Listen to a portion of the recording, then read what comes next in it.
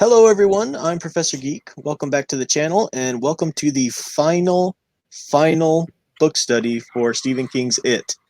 And it's going to be a little different this time. Alyssa's mother's a bit late picking her up, so she's still here next to me. She's doing well. She's doped up on her sleep meds, and which are prescription. Don't think I'm doping my daughter up or something like that. For those just happen to stumble upon the stream, a nude. She has prescription pain sleep meds. Anyway, if you hear some random screams or demands for a bar or something like that in the background, that's just my daughter. I'll have to step away for a second. Take care of that. Can you say hi, Alyssa? Hi, Lisa. She said hi, Alyssa. She said she did your steal, Al. Thanks. Well, it's not my bit. It's Gracie's bit from the old days. Yep. So welcome to the chat. We got Stephen Cruz, Chris Damian, Ralph Runyon, Stephen. Yeah, super cool. So we're gonna wrap this thing up, and it's a really great wrap up for the book. I enjoy the ending of it here that we'll talk about. I am on my gaming headset, so if I sound slightly different, that's why. But it should still be coming through okay, But if it's a different quality mic or whatever, I just this allows me to sit here with Alyssa. So that's what's going on there. And to Ralph Runyon, it's not Alleywise, it's Fuzzlenip.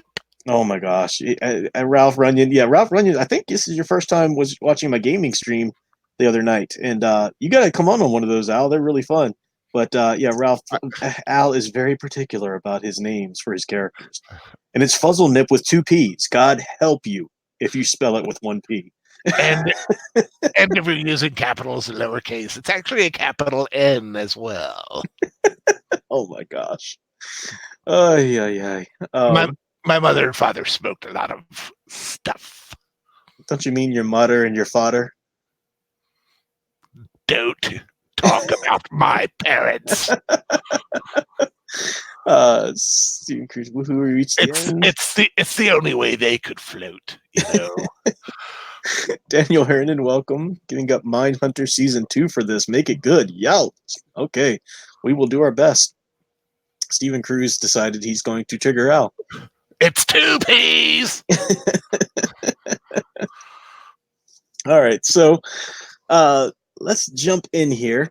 I do have a playlist up with all of the previous book studies, and I'm going to add this stream to that one too. I'll go back and make sure that I've added each and every stream too, because there might be one or so that I forgot to tap onto the playlist. But all of their. Oh, sorry. No, go ahead. Go ahead. No, I'll be flipping back and forth, so I'm not going to be seeing the chat as often. Okay. Because I've got a little study guide to remind myself. No problem.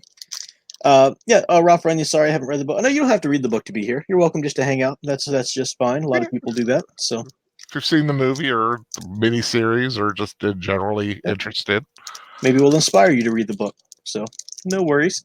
It inspired me to buy the book. It did, yeah, I know. So I got a big monstrous tome of it. Yeah, I know it's huge. It's a huge book. My mother asked, "What the hell is that?" So we're coming on the last chapters 22 through basically the end. There's a few chapters there, then there's a final interlude. And now that we've reached the end, Al, what would you say the central theme of the book is? I'm joking. Al specifically told me before we started the stream. I was actually going to give it a good old Chuck Collins try. Oh, you're welcome to. You're welcome to. I was just totally messing with you. Al said, softballs tonight. I'm really tired. So I figured I'd start out by asking him, what's the central theme of the work, Al? I'm tired, and it's been, a week since I finished it? I know. Just messing with you. Muhammad, welcome. Muhammad says fear. No, I think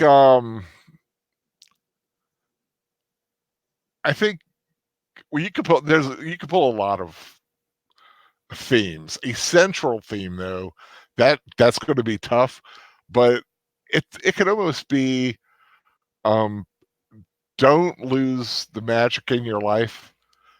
Keep something of your childhood within you, because you're always going to need the magic you had and you believed in when you were a child. To get through life. Yeah, I think that's well said. I mean, Yeah, I don't think you have to go too much deeper than that because it's right in the beginning, the forward that we talked about on the first night of the book study, where let me find it again here. The first pages where Stephen King basically says, that's that the dedication page. Yeah, kids, fiction is the truth inside the lie, and the truth of this fiction is simple enough that magic exists. So yeah, mommy's going to be here in a second. That magic exists, yeah, and that magic is a magic that you can tap in a lot easier for in childhood, and we'll get a little bit more specifically into the source of that magic and stuff like that with these final chapters. So, Casey Scott, welcome to you as well. He said, "Fear of things that float." That's the summary. So where we left off, kill all spiders. Yeah, kill all spiders. In the end of the book here, we're starting to switch back and forth more frequently. It's okay. It's okay. Do you need anything? You want the black blanket? No, you want to hide under that? Okay. Poor girl. So as we entered the last chapters, we're starting to switch back and forth more frequently between them as children and the Losers Club as adults. So the narrative is going back and forth, you know. They're almost following the same path. Yeah. It's literally mirroring, but it's interesting because the adults don't remember doing it as a kid. Exactly. And so we as readers, we will see the children do something, and then we'll see the adults follow suit, you know, and remember how that happened then. So that's nobody yet, Alyssa. She's coming soon. So you had in the final chapter, last chapter just ended with with Bill climbing down into the sewers with Eddie on his back because Eddie's arm is broken again, you know, from Henry Bowers again, you know. So they just climbed down the sewer again. Now we jump back to the children for the chapter 22, and they have just encountered the spider, right there in its lair. They've gone to the heart of the sewers, the heart of the city below downtown Derry, and that's where they entered into this little door there, and now they see the spider, falling down. And it's important to realize too that it said in the previous chapter that it's not that it is a spider. It's just that the primal true form of it really couldn't be seen by a human, but the closest approximation the human brain could make to that true form is something like a spider. So that's what the children see. So do you think what they are seeing, the it spider, as what they're actually seeing is what it actually looks like, or is it kind of like a perception filter? It's the perception filter. Yeah, it's the most closest approximation that their brain can. So it actually looks different. It's just that's what their brain kind of is making. Yeah, I mean that's what it said in the final in the last chapter. I can't remember exactly where I underlined it, but we talked about it last time. Yeah, here it says it didn't matter. They were seeing what they were seeing, and Ben understood somehow that it was imprisoned in this final shape, the shape of the spider. Oh no, it's something else. There's some final shape, one that I can almost see the way you might see the shape of a man moving behind a white movie screen while the show is on. Some other shape. But I don't want to see it. Please God, don't let me see it. So yeah, kind of hard to understand, but you can get the grasp. It's. I mean, the way King wrote it, you got to give him credit because it is. It would be very difficult to film. Exactly.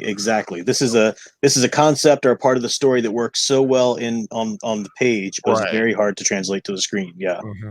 So we'll see what chapter 2 does, with that. But yeah. So we go through, and the ritual of chud here is happening, and we find out that what that is with the nitty gritty, what that actually is literally for these children. It doesn't mean they're sticking their literal tongues out, but it's a meeting of minds. It's like a psychic battle. So Bill has looked into the light of it there, and it is grabbed his mind and is trying to hurl his mind now out through space, basically, just psychically here. We're trying to hurl him out past the universe, past where the forms of it and the turtle and all these things lie, to the true form of it, which is the true deadlights, which is right there where his mind would be forever trapped. And that's where he would be forever tormented by it, like a mental hell, basically. Well, while his body was just comatose. So that's what's going on here, and it is dragging Bill out. He's pulling Bill out, so Bill's on this journey. He can feel himself mentally just flying through space. And as he does so, at first, I like that. At first, he's kind of cocky. He's first is like, it says, "Who are you, and why have you come to me?" So I'm Bill Denbrough. You know that why I'm here. You killed my brother, and I'm here to kill you. You picked the wrong kid, bitch. And, I love that.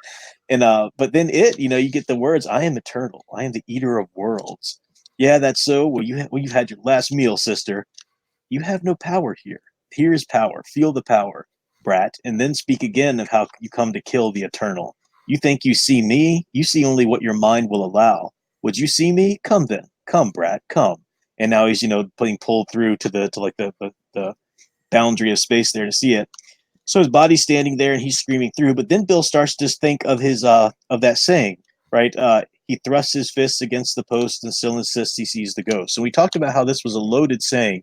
All of the kids have been able to use something from their childhood, some sort of childhood belief that they had faith in that fights it, that hurts it. Whether it's Stan and his birds because he believes in the practical and the categorized parts of nature or whatever, whether it's Eddie and his belief in his aspirator. And this saying is something that Bill was given to practice for kids who stutter. So when children stutter, sometimes this is a saying that they'll use to try to get to beat the stutter. And Bill thinks, we've heard in previous chapters, that if he can only master this saying, his mother taught it to him, and if he could only say this saying perfectly, if he could only come back to his mother and recite this perfectly, then somehow she would love him again and stop being so cold to him as both of his parents have been after Georgie's death. So that's a beautiful, tragically sad, but beautiful little childlike faith belief. And that's why this saying hurts it when he starts to say it. So that's a wonderful thing to fight it. So Bill starts to recite it, and it starts to hurt it. That's why that's going on there. Mm-hmm. Then what I love about this is as they're being thrown back, we know about the turtle. We've been dropped, the hints have been being dropped about the turtle, and the turtle's another form. So we're getting into these Lovecraftian like alien sort of beings or eternal primal monsters or whatever. And the turtle spoke in Bill's head, and Bill understood somehow that there was yet another, and that final other dwelt in a void beyond this one. This final other was perhaps the creator of the turtle, which only watched, and it, which only ate. This other was a force beyond the universe, a power beyond all other power, the author of all there was. So this is basically King's conception of God here. Mm-hmm. And this is also that quote unquote other that it has been fearing. The very concept that maybe there is another. Could there be another? No, surely there's no other. I'm accountable to no one because I'm the only one as powerful and as aware and everything like that as I am. And that's a human thing too. People dealing with a belief in a higher power or not. If you truly believed in a higher power that created you, well, then you got to grapple with somehow what is your responsibility of that power, however you decide to conceive of that, I mean, that's kind of a logical thing to follow. So it has an ego. Exactly. Or super ego, perhaps, actually. Yeah. Muhammad in the chat said, I would translate the spider description to a shadowy being backlit by the deadlights, and it would be wrapped around hundreds of legs. Also looks and acts like a spider web. Interesting. Yeah, no, that's a cool conception. I like that. That I also make it change size and clarity, sometimes being hazy. It's talking about like if you translated it to a screen. Yeah, I like that. That would actually be cool. Pretty cool. Ralph Rennie said, I think from what I'm hearing about this book is that this book is about bravery versus fear, not letting fear get the best of you. Yeah, that's the catch-22 about belief. You have to believe in it, but when you believe in it, it can hurt you. At the same time, in order to hurt it, you have to believe in something that could hurt it. So you have to believe in it first. You have to believe in the vampire and the stake. So in order to kill the vampire, you first have to be vulnerable to it with your belief, and then believe past that to the thing that can kill it. That's the cool. Just like that scene in Fright Night where he has the cross, but he doesn't believe. Yeah. So the cross holds no power against the vampire. And Chris Sarandon, until he does find the belief, and then it starts to work. I know Chris Sarandon, the vampire, like an idiot. He's like, it only works if you have faith. Like, well, don't tell him that. Now he's going to have faith in it. So, yeah. I also like that. So the Bill is being pulled by it, and there's a sense of tension here because if Bill is pulled through that final boundary, it's over then. It's over. And I've got a quote here I want to talk about, but the turtle's trying to tell him, look, I can't help you, but Chud, the ritual of Chud, that's what you need to fight. And Bill's like, what the hell is Chud? What should I do? What should I do? And I love that the turtle says, son, you got to thrust your fists against the post and still insist you see the ghost. That's all I can tell you. Once you get into cosmological shit like this, you got to throw away the instruction manual. I love that.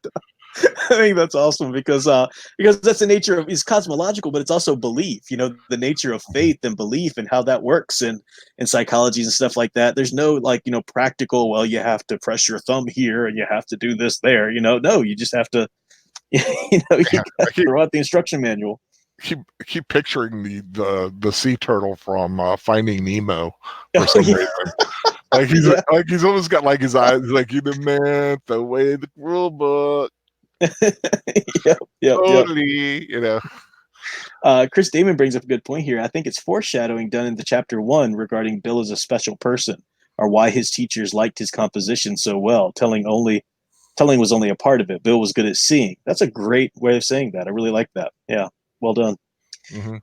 On the going a little bit farther into this battle they're having here, I love. It's okay. Do you want a blanket? Do you want the black blanket? No, okay, it's all right. I like that. So talking about what would happen when he passes through this final veil, it says, the turtle's voice is fading. Its human voice fading the way the Bangor radio stations faded when you were in the car and traveling south, because he's traveling past the turtle now. Bright flaring terror filled him, Bill. He would shortly be beyond sane communication with it. And some part of him understood that. For all its laughter, for all its alien glee, that was what it wanted. Not to just send him out to whatever it really was, but to break their mental communication. And that's where, remember, the ritual of Chud is written down was when you stick your tongue out and it sticks its tongue out as well, and you both clamp down, you bite each other's tongues, so you're locked there. And then you tell each other these jokes. So there's a communication in that, kind of crazy way that myth or ritual is described. Break their mental communication. If that ceased, he would be utterly destroyed, Bill, because to pass beyond communication was to pass beyond salvation. That's what I like about this, because remember, there's been all of these little thrown in references to mythologies and creation stories, creation origin stories and accounts and stuff like that. And we talked about when Mike and Richie were seeing the smoke ritual, and they were in the Ago, and they saw the coming of it to Earth, in primal ages or whatever. And it talked about the word, and the word was the word, and we talked about how that was referencing the Bible, referencing John, in particular. Yeah, we'll go to the castle tomorrow. I took Alyssa to a vineyard today, and she thinks it looks like a castle. So, yeah, the word and how God, in the Bible anyway, because it references a bunch of different other creation myths too. But when it talks about the Bible in Genesis, God spoke the world into being. And in John, the Gospel of John, in the beginning was the Word was with God, the Word was God, all things were made through him, so all things are made through the Word. So again, to break communication, to get past that place of creator and man is to get past the point of salvation, because there's no communication anymore. It's an interesting idea. So as we go through there, moving along, you stop me too, Al, if you want to say anything about, anything that I'm moving past. No, I'm good. I'm just, because my thought is like I like how it's so concentrate. It is so concentrated on Bill, because he knows he beats Bill, he wins. Mm-hmm. Yeah. Period. Yeah. None of the others. Bill is the backbone. And he thinks that if he beats Bill, the rest of them will scatter, and he could easily consume them. He's going to get a surprise later, but yeah, that's what he thinks. Yes, he does. Yeah. And I like here we have the voice of finally the voice of the other, the voice of the god, the other character beyond that veil, talking to him. Chud, this is Chud. Stand, be brave, be true. Stand for your brother, your friends. Believe in all the things you have believed in. Believe that if you tell the policeman you're lost, he'll see that you come home safely. Believe that there is a tooth fairy who lives in a huge enamel castle, and Santa Claus below the North Pole, making toys with his trove of elves, and that Captain Midnight could be real. Yes, he could be, in spite of the Calvin and Chrissy Clark's big brother Carlton saying that it was all a bunch of baby stuff. Believe that your mother and your father will love you again. that courage is possible and words will come soothingly every time. No more losers. No more cowering in a hole in the ground and calling it a clubhouse. No more crying in Georgie's room because you couldn't save him and didn't know. Believe in yourself. Believe in the heat of that desire. And he says, and that was the voice to him. And he suddenly began to laugh in the darkness, not in hysteria, but in utter delighted amazement. Oh, shit. I believe in all of those things, he shouted. I mean, that's just such a triumphant moment. I love that. Mm-hmm. And this is something that's so lost. And like, I get it. I know it's hard to translate on the screen, but that is a amazingly triumphant moment. And it's so emotional and it wraps you up. And it's never been translated to the screen in terms of the children. It wasn't like that in the It 1990 series, and It Chapter 1 certainly didn't do anything remotely like that. Mm-hmm. And it just bugs me. It just bugs me. So, you know, it's just, I don't think it's that hard to translate, but anyway, you know. Well, they're still the movie, but so we don't know. Well, yeah, but in the new one, they've already taken care of the children. Remember, we already saw that scene in It Chapter 1. Yeah, this is the children. But the kids are still in this one too. Yeah, so maybe they'll remember something else that went on mentally or something. Yeah, that's what I'm wondering. Yeah, we could see. And I love that, you know, he's really hurting it. It hurts. Let me go. I'll never come back. I'll go away and never come back. Let me go. You know, it is like, because it's not used to pain. It's not used to being challenged in any way. Yeah, and he really does become almost a child. A kid. He's like a kid, you know. He's the bully you punch in the nose. Yeah. And once you punch him, like suddenly he doesn't seem as big as he used to, or as bad as he used to. Yeah. And there was this, Fan Man's here. Welcome, Fan Man. You're welcome to pop in if you want to lend any thoughts to this. I dropped the link to the group chat there, Fan Man. So if you wanted to give any thoughts to this last portion of the chapter yourself, you're welcome. So also the idea that he had to mentally catch a hold of its tongue before he could, you know, start reciting he thrust his fists against the post and believe in all this kind of stuff. So we had that wonderful scene. And then we bounce back to when the adults are there and when the adults are going to have their scene. And Bill comes out first, and Bill does it just as he was as a child. He looks into the lights, and he's mentally engaged in this with it. And Bill catches hold of its tongue, but then it says he misses. He misses. So Bill is being thrown back to that boundary as an adult because it's harder to grasp that childlike logic. And now it thinks, I've got it now. I've got it. He doesn't have the power he had as a child. I'll consume it. I mean, I'll consume Bill, and then Bill will, he's the backbone. The rest of them will fall apart. But he didn't count on, and I think this is the part you liked, right, Al? Richie. Yeah, exactly. He doesn't count on Richie. Richie is awesome. Richie comes in and engages in chud with it as well, and it is shocked. It's like, whoa, no, I didn't plan on this, you know, because Richie's doing it by himself. And I love what Richie says. Richie's acting. He's doing pure Richie things, you know. Hear me fine girl. He's doing his Irish accent, his Irish cop accent. Yeah, and I must say this: if I were hearing someone yell at me in an Irish brogue like that, it would drive me crazy too. Yeah, I know. And so he does that, and he's driving it nuts with that. He's, I've got its tongue. I think Bill missed it somehow, but while it was distracted, I got it. And he's screaming and doing this Irish brogue. And then I love this. You'll like this, Fan Man. This is very subtle, but he says, because you know Richie's a disc jockey in the book, and he says, he felt his teeth catch again more firmly this time, and there was a fainting sort of pain as it drove its fangs into its own tongue. Boy, it was still pretty funny, though. Even in the dark, being hurled after Bill with only tongue of this unspeakable monster left to connect him to his world, even with the pain of its poisonous fangs suffusing his mind like a red fog, it was pretty goddamn funny, he says. Check it out, folks. You'll believe a disc jockey can fly. Okay, now we all know what that's referencing, don't we? Al. What? I mean, you'll believe a blank can fly. I mean, you'll believe a man can fly. It's Superman, right? Yeah. I know. I was like going, I didn't think it was that. Yeah, it's right there on the nose. Yeah. Okay. Absolutely. Yeah. It was a little too on the nose. I thought. Well, I just like it. I just like it because they're trying to be the hero, right? They're trying to fight the bad guy to save here, and they're trying to tap back into that childlike faith in heroes and in the good always triumphing like that. And this is in 85, I think here. So 85, the Superman Christopher Reeve, that's still very fresh in cultural memory. So you'll believe a man can fly. You'll believe a disc jockey can fly. You know, he's likening himself. He's having fun again. He's likening himself to his childhood heroes, but with a recent incarnation. You know, it's cool. Yeah, because you really, during that part, I remember, like I said, I was listening to it, the Steven Weber, the way he read it, it was pure joy. Mm-hmm. Richie was having the time of his life. Yeah. It's like, you know what? I haven't felt this good in years. Yep. He felt like it's like his heart starts to beat again, and he's like, "Oh yeah," you know. Exactly. And sometimes you get into a good fight. Sometimes that that happens when you're in a good fight. Mm-hmm. You feel, a little bit of pain that kind of like jars you. It just, I'm back. Adrenaline, yeah, exactly. Yeah, adrenaline just starts to shoot. Yeah.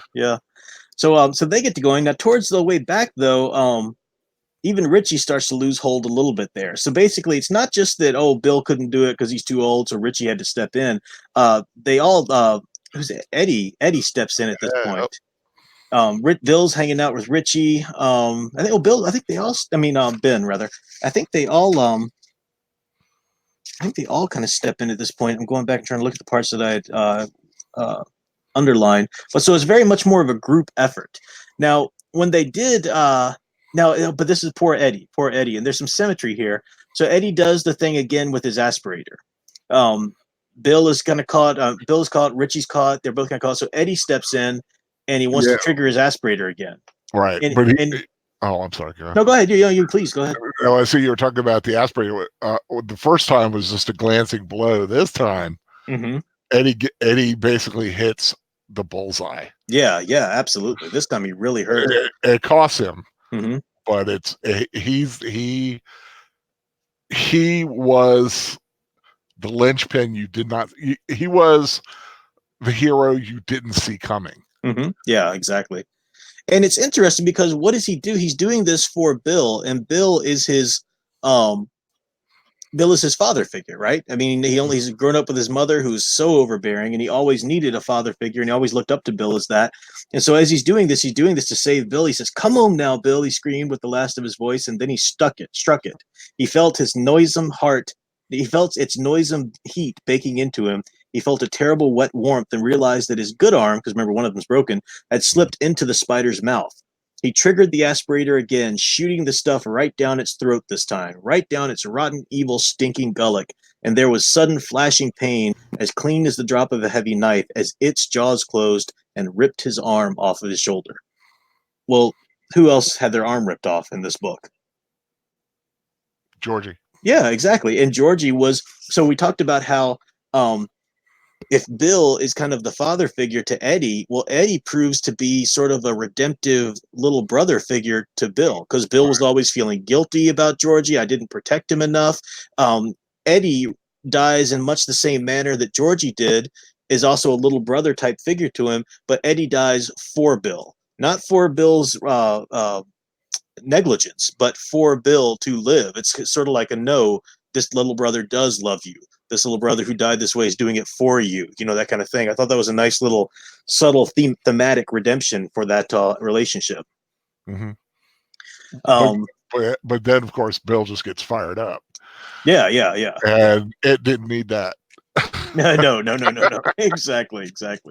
I also like this. So as Eddie's there lying, he's bleeding out. His arm's been ripped off.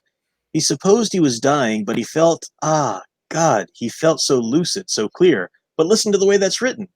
He felt God. He felt so lucid and clear. You could read that one way or the other. You could read that as he's saying that sort of just as a, oh God, that kind of thing. Or he felt God. He felt so lucid, so clear, like a window pane which had been washed clean and now lets in all the gloriously frightening light of some unsuspecting dawning. The light, oh God, that perfect rational light that clears the horizon somewhere in the world every second. So now we have this idea of light again, but this is coming from a good source, from a clean, clear source, a God source, whereas the dead lights were its, source. And I think, again, that's the idea of magic. Remember, like where belief or magic, it can be a corrupted form, which makes you vulnerable to it, or it can be a pure form, which makes it vulnerable to you.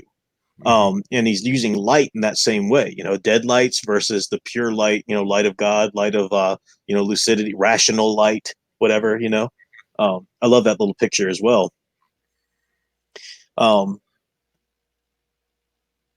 Oh yeah, Paladin Demo said Eddie was worse. George had an arm. Eddie was drawn and quartered. Yeah, Eddie was pulled apart pretty roughly here. Yeah, but he went out like a boss. Yeah, I know. It's pretty awesome. Pretty awesome, heroic death. Yeah, of course, when this is happening, with the stuff with, I think Bev's in another area with, because Audra is hanging from the web. That's still this area because Bev comes to Eddie. Bev's the one kind of nursing him as he's dying. Okay, eventually, but she's the rest of them move on to finish off. Yeah, so she's staying there. Audra's there. It realizes it could be killed, so it runs away again, and that's when Bill, Richie, and Ben go chasing after it. But what I was saying was, one, Audra starts to come down. The webs are starting to collapse. Yeah, a lot of the light is starting to dim. Mm-hmm. So it's like the life force of it. Yeah, is starting to dim. So exactly. It's kind of like they know this is their chance. Exactly, and that's the thing. In the beginning, or when they were children, on the one hand, you're kind of like, oh man, why didn't you guys finish him off then? But at the same time, they're kids. And the light's fading, and as the light's fading, these poisonous acid, webs are falling on them. Like they could kill them if enough of them fell on them. It's dark; they can't see what's falling on them. It's kind of understandable that they would have just wanted to get the heck out of there, But they know better as adults, and like you're saying, yeah. So Bev stays there with Eddie as he's dying. Mike's in the hospital, Stan's dead at this point. So Bill, Ben, and Richie go after it to kill it off. And they go as they're following. They realize that there's eggs. It's eggs. So Ben stays up behind and tries to stamp all the eggs away, while Richie and Bill, go take care of it. And they're able to do all of that and accomplish that apparently. So. Yeah, and I like the fact that he's wearing cowboy boots, and that's what you want when you're squishing it. Yep. When you're squishing that stuff, man. Exactly. You don't want no sneakers. Yep. You want good, hard cowboy boots, crush. Yep. Now, I think let me Al, can you take over for a second while I'm gonna mute because Alyssa's mother just got here to pick her up, so I'm gonna go to a different room and I'll be right back. But yeah, I just wanted to. I was thinking about when Ben is crushing all the eggs, and just how hideous each of these beings. Because one, he had to break open the egg sac, and then of course he had to make sure the creature inside was dead, and each one is like got a psychic ability screaming in his head. I can't imagine how horrific that must have been for Ben. And Famous, you're wondering, do you think any eggs survived? I don't know. You would hope that Ben would have crushed them, but like I said, if it were a 1980s sci-fi film, chances are one of the eggs would have survived.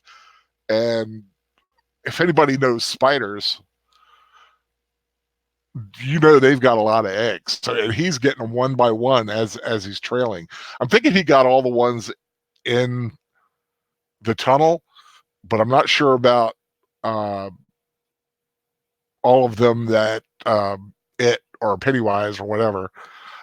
Saying it just sounds funny. Continuing it. But not quite sure how many it actually may have had, or like you said, may have rolled or got hidden on as it was fleeing. Would it have possibly hit an egg or two? Ben breaking all the eggs. Oh yeah, yep. He was a one. Perhaps Pennywise Lives is popping up at a later King book in Derry. Yeah, we were talking about that last week. It's like, if it is dead, say it. I'm back. One of the it kids survives. I was going on about the eggs. I said, if one of the eggs did survive, and of course, this being some weird primordial creature, would the new creature have the same consciousness of Pennywise? Just something to kind of free associate with. Yeah, things to think about. Well, I tweeted earlier today. I did start reading Insomnia, which is the very next book that's set in Derry, and Right. some the description does talk about some stuff going on in Derry, this and that, so I don't know if it's related to an it or not. They make mention of Mike Hanlon, the library, and stuff like that. But the problem is 3 chapters in, I've already had to sit through 3 damn speeches about how people think woman care is just about abortion, but it's not. Woman care, this thing called woman care does great things for battered women, and woman care, and those evil people that don't like it just because of abortion. And what's the big deal about abortion? And like, seriously, Stephen King, you piece of shit. Don't you know how to tell a story? Don't sit there and preach to me your damn politics. It was just like so out of character. Like, one character steps up and says, well, woman care does such and such. And this has nothing to do with anything. This is just Stephen King being a little fucking douchebag trying to put his politics into his story. It pissed me off. So I don't know if I'm gonna be able to get through it, but there's a possibility that he has written something alluding to offspring of it or something. Who knows? Triggered. It really pisses me off. I hate politics being shoved in to a book when it hurts the story. It doesn't matter if their politics I agree with or not. Honor the damn story. You know better. Anyway, sorry. Well, is it part breath. Okay, playing devil's advocate, not trying to trigger. What if that is part of the story? Even if it is, and I think he does link it to the plot a little bit. You have to read this this speech. It was so everything takes a break. The whole pace of the scene and everything takes a break. So this guy can tell you and preach to you all about the wonderful things woman care does, and then so if it took place like 2 years ago, they'd have a little pink pussy hat on. Pretty much, yeah, exactly. Yeah. And this was in 93, I think, that this was written. So this is like Clinton era, this was all kind of pertinent and in the media or in the forefront back then as well. And I can see King thinking, I'm going to put this in my book to make sure I sway these idiots out here who don't know any better or whatever, just stop. Okay. Let's bring it back to it. Let's go. Hey, you're the one that wanted to play devil's advocate and talk about it more. Well, I had one little question. Just said. Yeah. So we did the then stomping on the eggs. Then we got to get to the part here. Now we remember, or we go through the portion where the children are walking back, and they're each lost. The light's gone. The light of it's gone. The foul light of it is gone, which is good. But they're like in this sort of post-traumatic shock, and they've each lost what they each brought to the party. Right, Eddie no longer has his sense of direction. They're all just kind of wandering about. They're gonna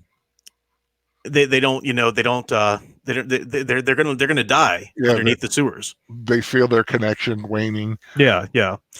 And that's when Bev, as a child, yes, suddenly knows what she must do, it says. And she goes over into a corner and she undresses, and she's going to take each one of them one at a time and basically have sex with them. And that's the thing that the woke patrol, the SJWs, lose their mind over. Oh, this is horrible. This underage, blah, blah, blah, blah.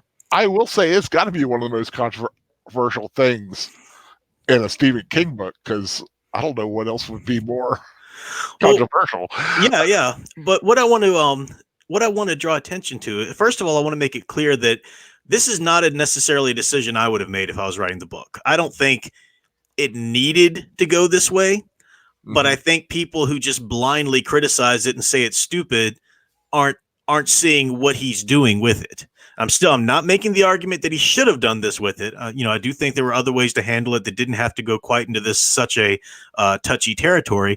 But remember, we've been pointing out as we've been going along how Bev is there. She's the feminine energy in the group, and they all respond to that. They all respond to her to some degree is the motherly type. They all respond to her certainly as they're sexually aware suddenly of her and stuff like that. She is this motherly type. We've talked about the hints of like the Virgin Mary, drawing the group together and stuff like that. It makes perfect sense for her to be the one to draw each of them back to human warmth and to hope at this point. And let me go through here. We'll talk about the birds in a second because her picturing of the birds and stuff. But get the points at. While you're doing that, just a thing. Of course, like I said, the kids are 11. You said, 10, 11, something like that. That's wow. But I'm just wondering if King could have come up with something else, a kiss, or I mean, I would think even like the blood ritual thing. Mm-hmm. I'm just wondering why he picked such a controversial. I'm going to talk about that. That's a good question. Yeah. First of all, Stephen Cruz, thank you for the $2 super chat. Says, man, it would suck if you were last. Well, they're in the dark as children. They don't quite have that concept, but I hear you, man. I hear you.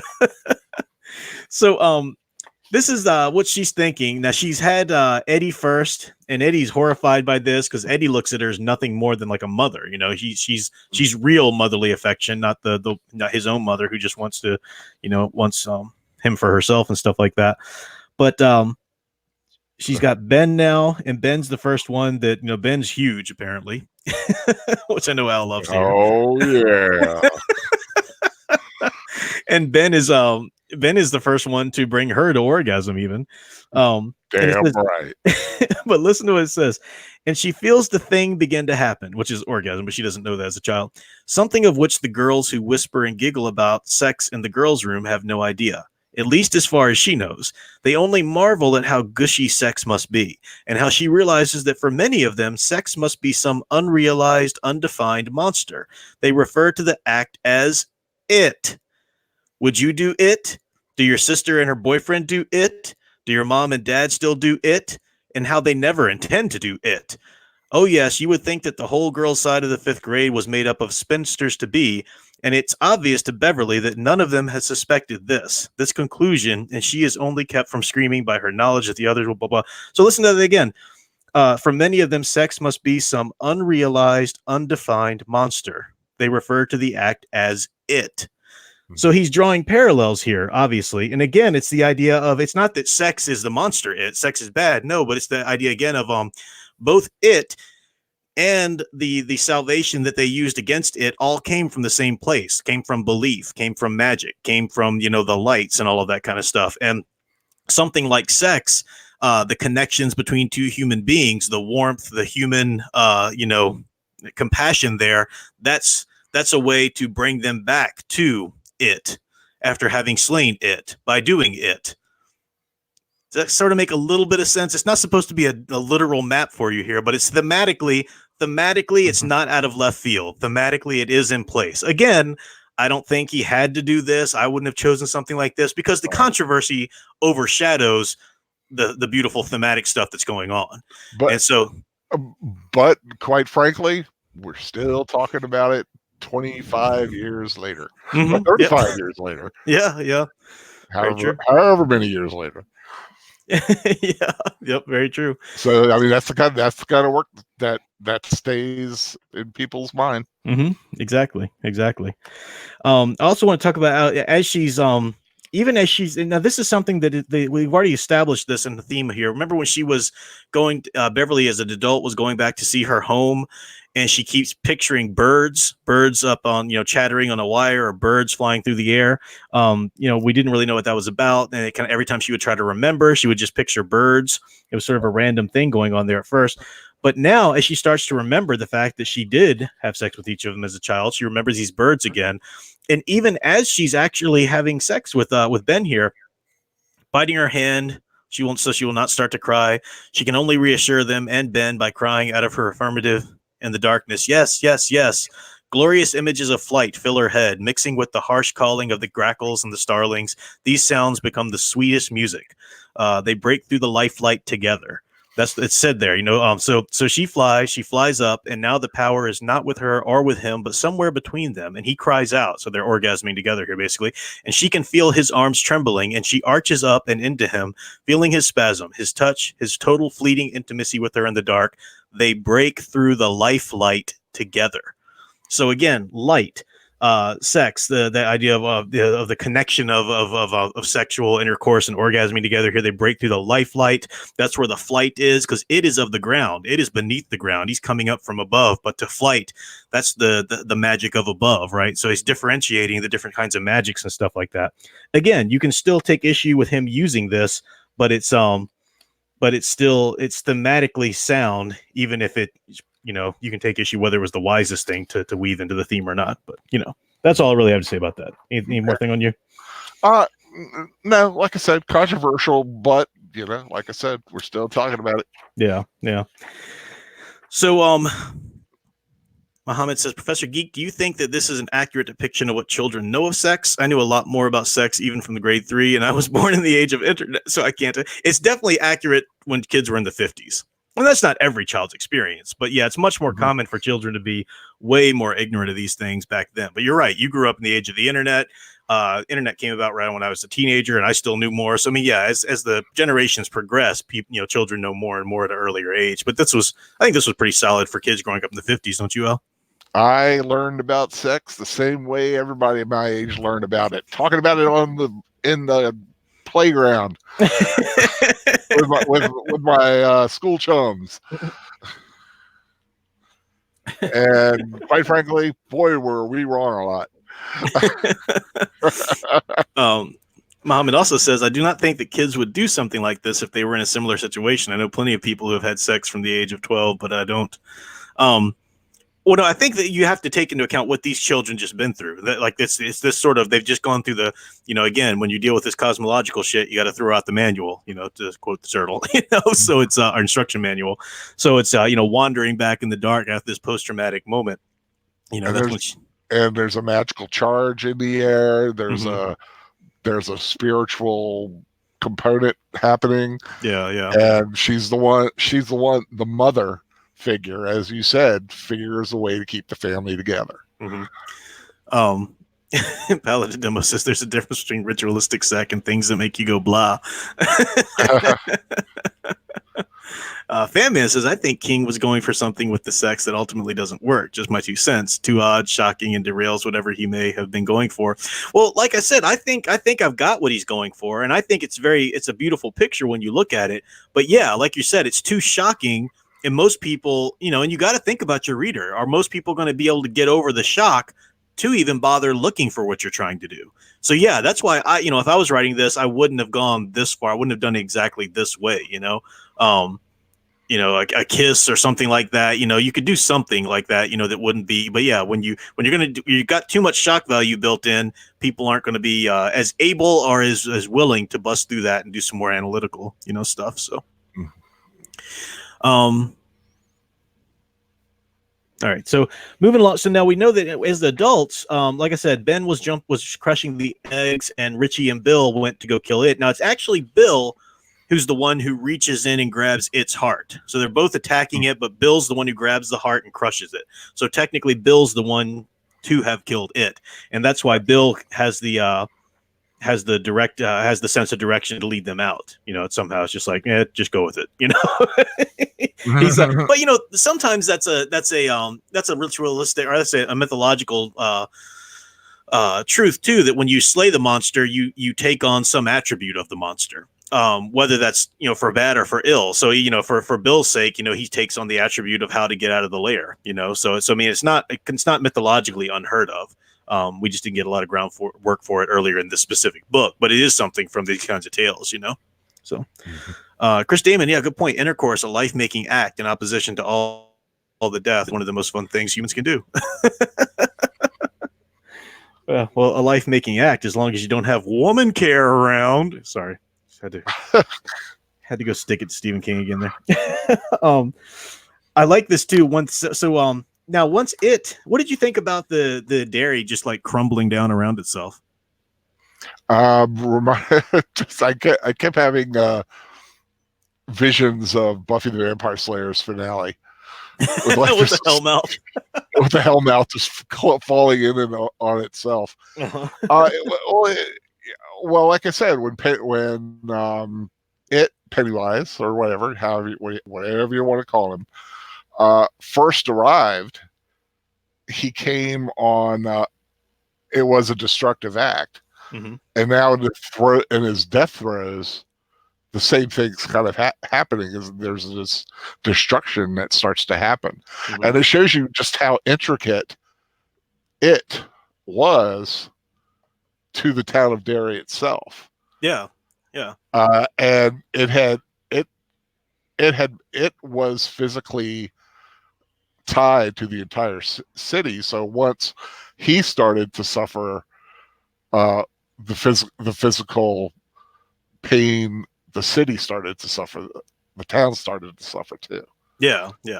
Because he's integral to the town. This has been his herd. He's been shepherding his flock to eat, to slaughter and eat occasionally.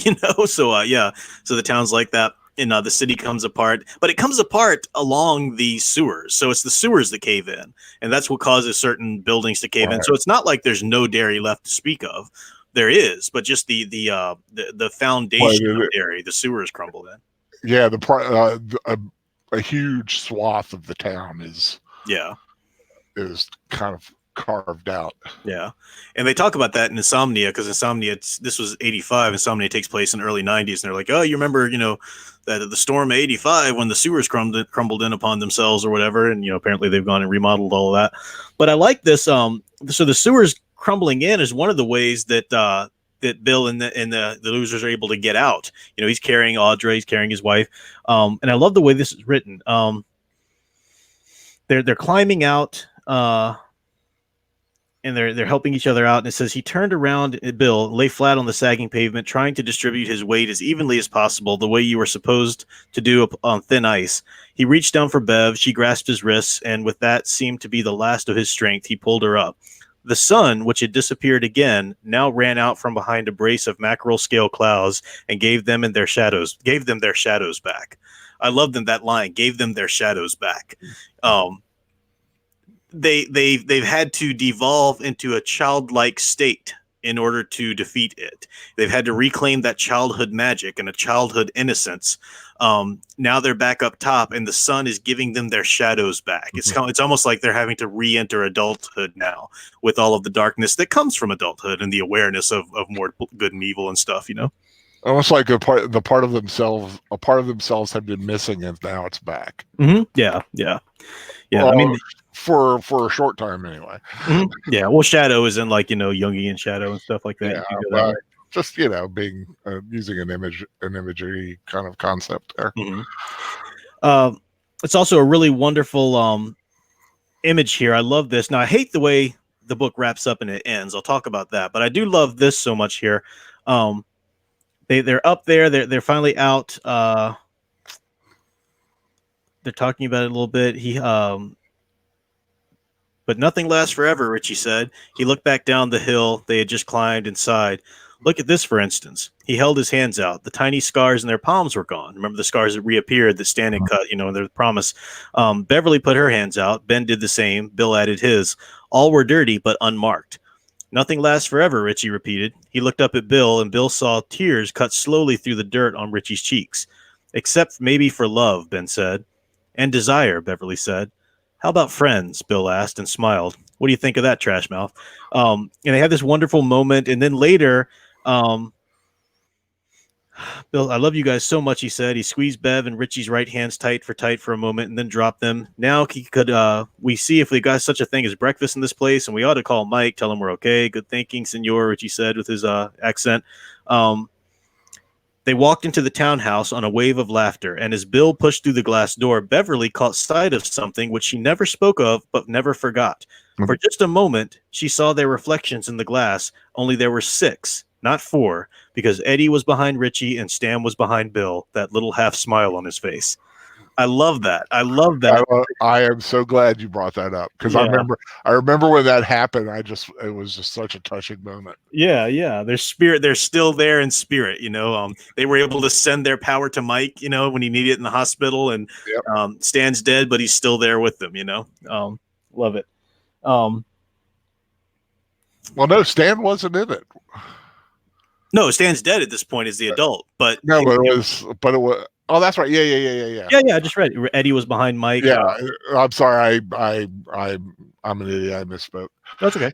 But one thing though, we've been talking about the other power, the higher power. Yeah.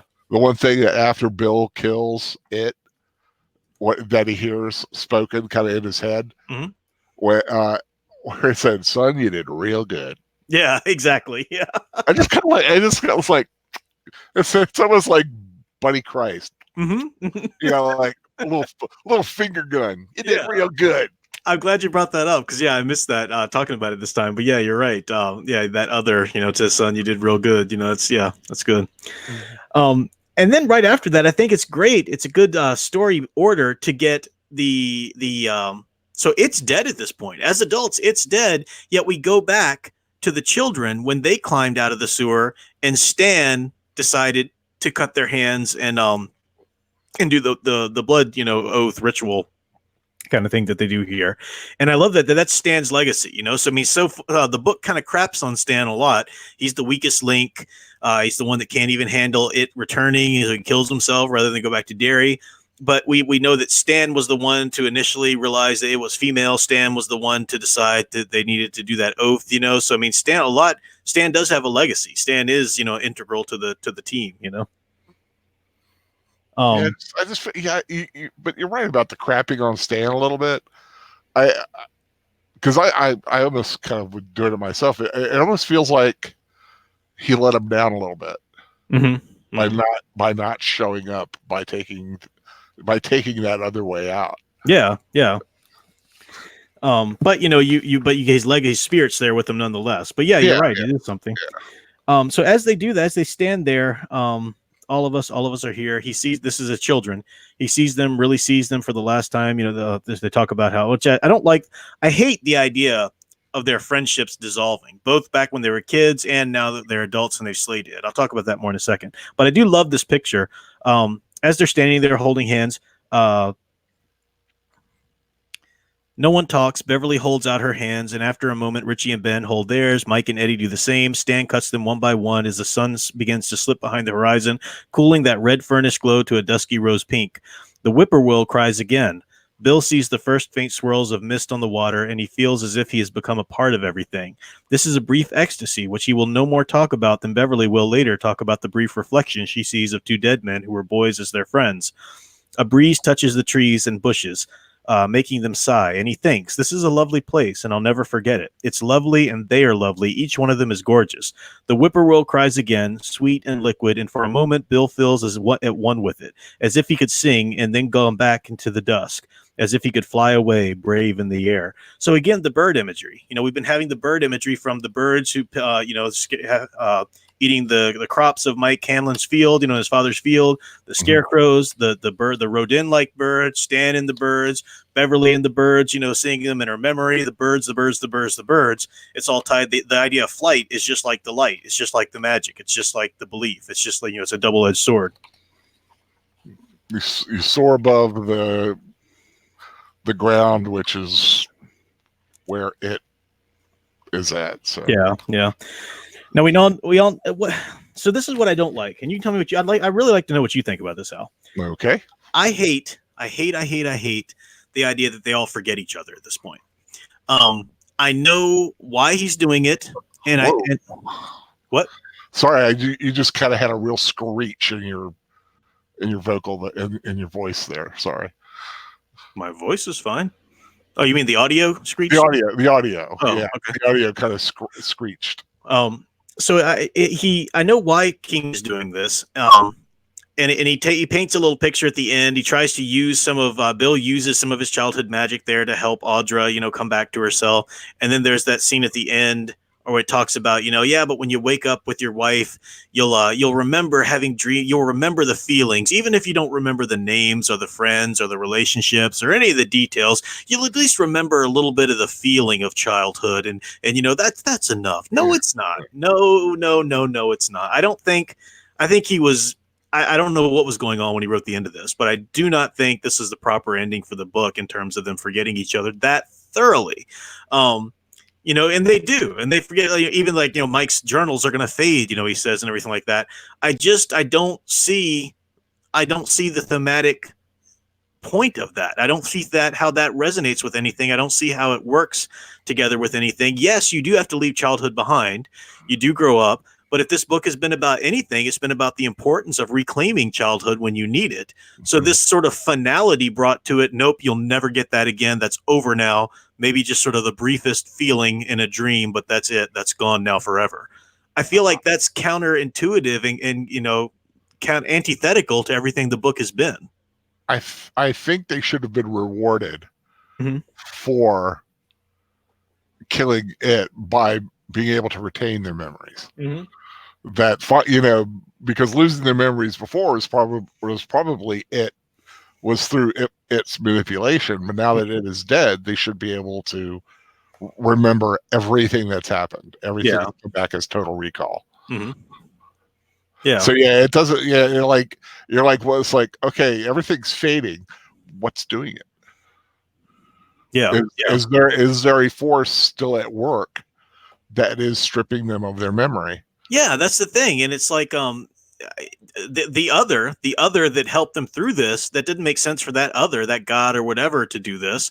So is it just is King just trying to say now suddenly that, well, it's actually unnatural and you're not able to have any kind of reclamation of any of that while you're when you are an adult? That was just a special thing they had to do. That doesn't make any sense either. Just nothing about the ending, nothing about this aspect of the ending really jives with the rest of the book. Plus Ben and Bev are together now.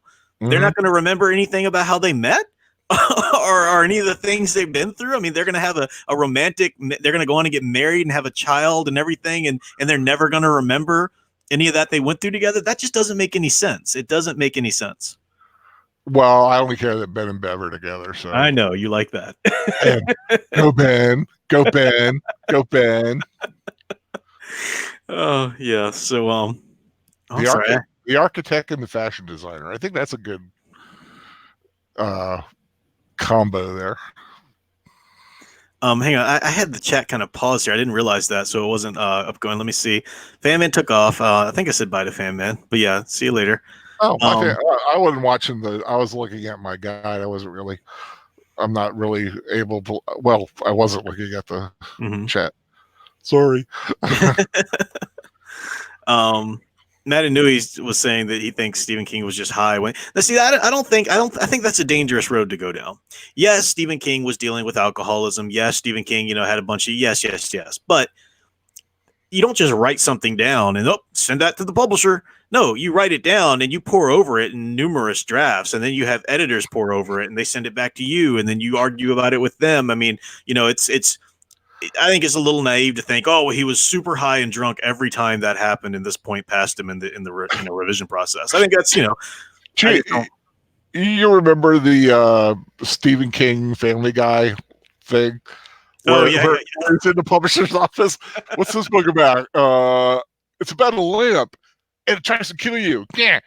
Okay, when can I get it? Yeah. Paladin Demo. Yeah, birds are powerful both for good and ill. Well, birds have always been a very.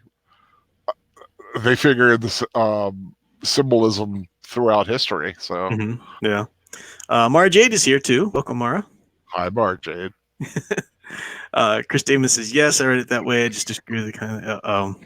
Oh, okay. I think you're talking to somebody else. Muhammad says, do you think the King is trying to say that humanity could be gods, like maturing through creation? Maybe the sexual act was supposed to be an allusion to creation and intimate unity. You could take it that far yourself. I don't think he's necessarily going that far, but that would be one logical way to go for it. But yeah, the idea that humanity, he's been talking about creation and the act of creation and the act of stuff like that. So yeah, humanity is capable of its own form of magic, So yeah, there's an aspect of that. And you can look at that either way, whether it's humanity becoming gods or just humanity made in God's image. I mean, like I said, he's brought in a lot of different mythologies and religions and creation stories and stuff in the story. So he's not really following any one. So you can kind of pick whichever one you like there. Mm-hmm. So we're going to cover Bill beats the devil again. Well, I mean, I feel like we kind of talked about that in the movie rewatch. I like the fact that he's using this aspect of his childhood to bring her back. So that childhood magic, and Mike talks about it. I hope he does it soon before the magic completely fades. So I like that he's able to do that for her and everything like that. And it's his wife in adulthood, and his childhood belief, his childhood magic is able to save that. So I love that. But again, I just don't get why it's a beautiful picture, but it makes the ending even more work less in my mind for me, So, I mean, did you have anything else you want to say about it, or? No, like I said, I think the reward for them should have been being able to remember. Yeah, yeah. But I'm just glad Ben got his reward. Man, you just related hard to Ben. You just super identify with his character. I swear to God, every time they were talking about him and what he would go through and what was going on in his head, I remember that crap going on in my head. For that moment, he was not the fat kid wearing sweatshirts to cover his gut. He was Thor, laboring lightning over the smithy of the gods.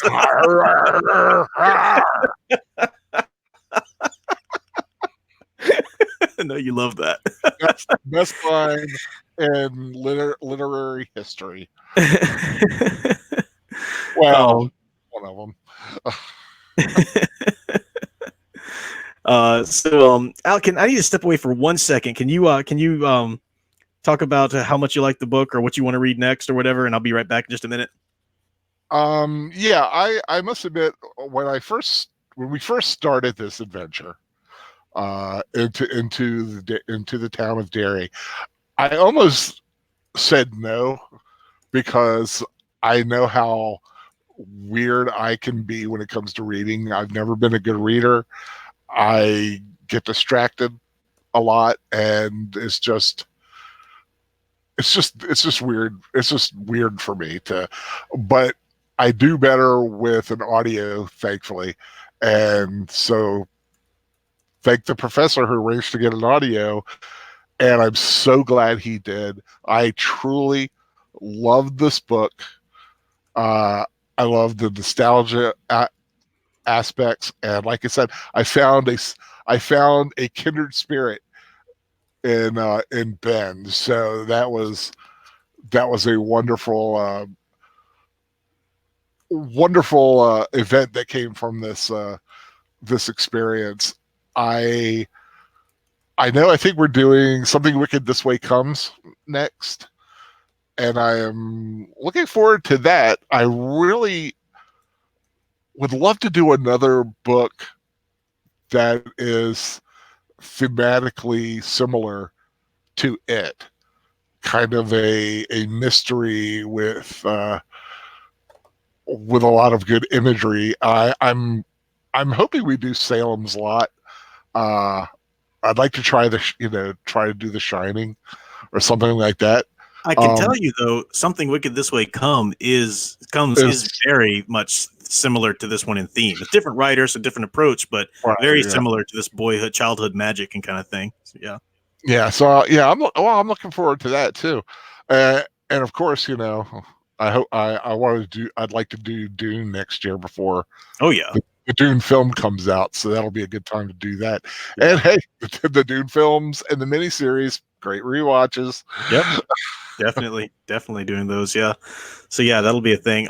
But yeah, Something Wicked This Way Comes is next, and I love that. I'm doing it in September because it takes place in September, and it's got that great first line of the book. September is a rare month for boys, childhood and everything like that. And yeah, I love that book. It's a big favorite of mine, and it's a great book to read going into October and the Halloween stuff as well. So yeah, that's coming up next. But you do have time to go grab a copy. You do have time to maybe read a little bit and see if it's interesting.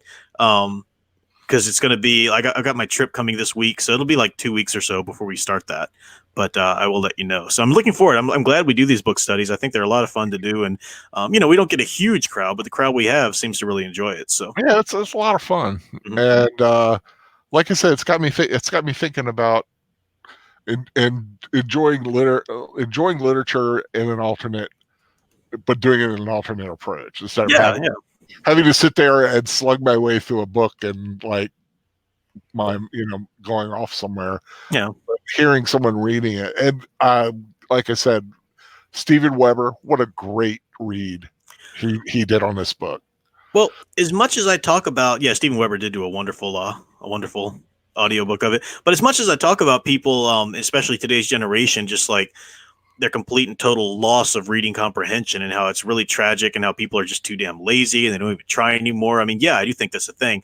At the same time, there is something to be said with people who have valid reasons, like, certain medications won't allow them to read or focus. A friend of mine has some nerve damages to his eyes, so it hurts. Or, then you got people who are just losing their sight, or can't read, and need to listen to the audiobook or something. I mean, that's, it's not like, that you didn't really experience it because you didn't read it. I mean, it is a special thing to be able to read, but some people have valid reasons why they can't, so it's, audiobook is fine.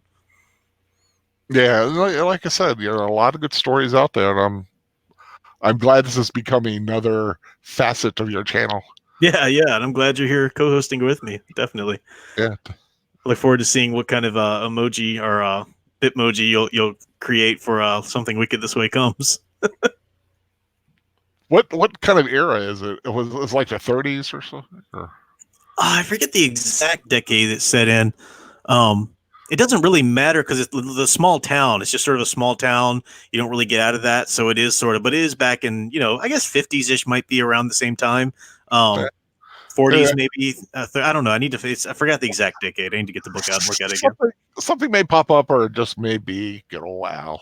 I can see Al as the illustrated man. A bunch of tattoos. Yep.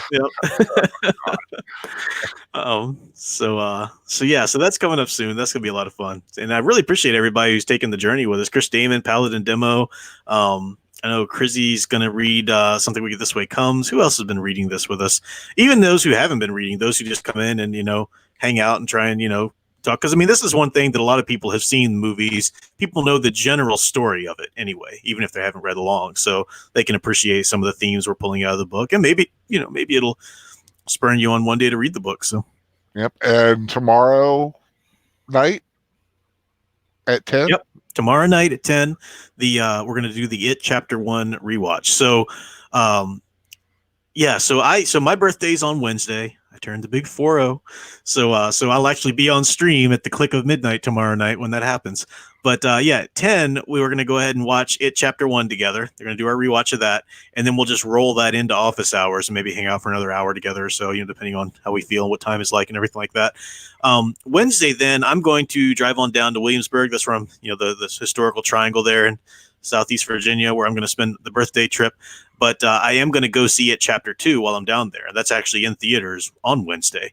So at some point during, the second half of this week, I'll be doing a live stream talking about It Chapter 2 and reviewing that, as part of this to kind of wrap up our whole look at Stephen King's It. So we'll talk about the It Chapter 1 tomorrow. So grab a copy of that or rent it somewhere or whatever. I don't think it's streaming on, for free anywhere because it's kind of hot right now, obviously, since the sequel's coming out. They want you to pay for it. But Well, if you know the sites out there, you know where to look. I know that it's out there. You don't even have to because I provide them for you. I was trying. Well, I'll say what I was trying to do. Like the It miniseries, I was able to download it. Okay. But damn, I couldn't download this one. The site it won't let you download it. It's just a stream because it's too new, I guess. I tried. Yeah. Well, because Al does have trouble with his Wi-Fi. Sometimes the Amazon buffers a lot. Yeah, I really think it's with this. I think with the streaming and the two streams going on at the same time kind of slows it down a bit. It's a shame you don't log one of your Kindles in with my account because then you could be able to download the movie. If it's logged into my account though, but I don't know if you can log a Kindle in and out of accounts like that back and forth. So that might be I don't know. Yeah, I think because Kindle's proprietary to Amazon, it knows you. It does, yeah. What you doing, Alan? At one point, I might just have to buy you like a cheap Kindle that you can do that with, and just download, like register in my name and just download the movies for. Yeah, I have an earlier Kindle that's right now currently laying on the floor. Oh, if you got one that's out of use, and if Yeah, it'll let you download movies, we can log it in on my account so that you can do that. Well, then it would. Unless Yeah, you want to use it one day for your account. I mean, that's, no. Well, I haven't used this since I got this one. So Yeah. And I'm kind of contemplating getting another one. Yeah. Getting a new one. Thinking about the 10-incher, but that might be a little unwieldy. I know how it sounds.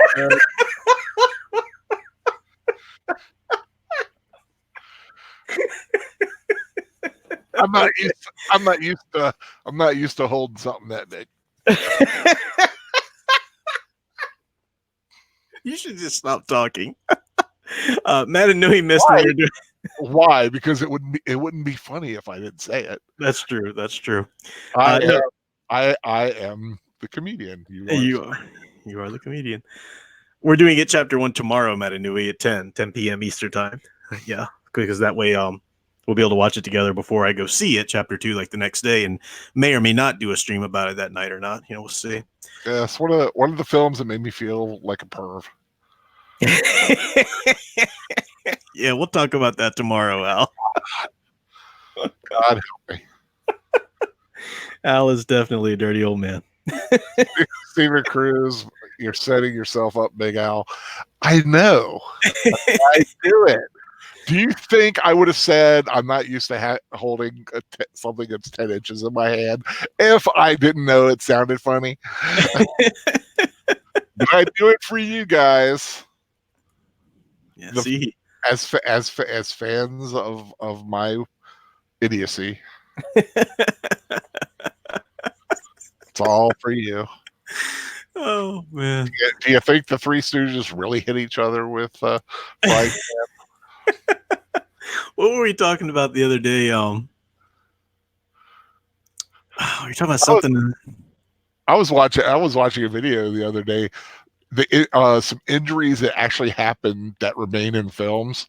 Oh yeah, for the Three Stooges, like Curly hit his head and needed stitches, but they kept going. And there's one time when like Mo gets oil in his face, but there was something in it, and his eyes got real messed up.